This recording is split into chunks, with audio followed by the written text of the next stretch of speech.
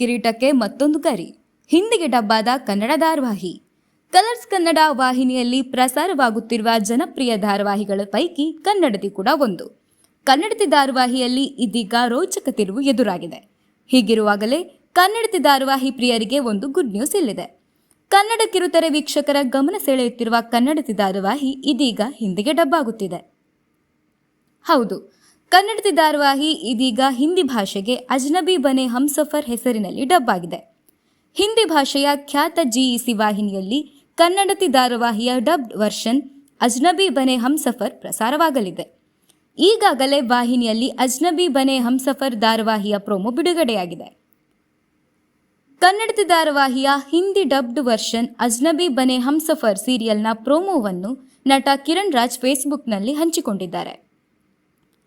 ಹಿಂದಿ ಧಾರಾವಾಹಿಗಳು ಕನ್ನಡಕ್ಕೆ ಡಬ್ ಆಗುತ್ತಿರುವುದನ್ನು ನಾವು ನೋಡಿದ್ದೇವೆ.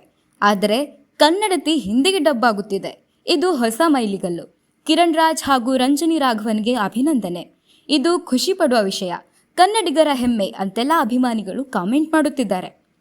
ಮರಾಠಿಗೆ ರೀಮೇಕ್ ಆಗಿರುವ ಕನ್ನಡತಿ.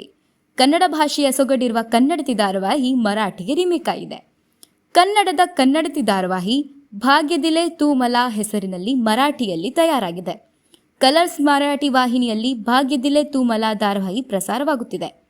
ಭಾಗ್ಯದಿಲೆ ತೂ ಮಲಾ ಧಾರಾವಾಹಿಯಲ್ಲಿ ತನ್ವಿ ಪ್ರಕಾಶ್, ವಿವೇಕ್ ರಮೇಶ್, ನಿವೇದಿತಾ ಜೋಶಿ ಸರಫ್ ಮುಖ್ಯ ಭೂಮಿಕೆಯಲ್ಲಿದ್ದಾರೆ.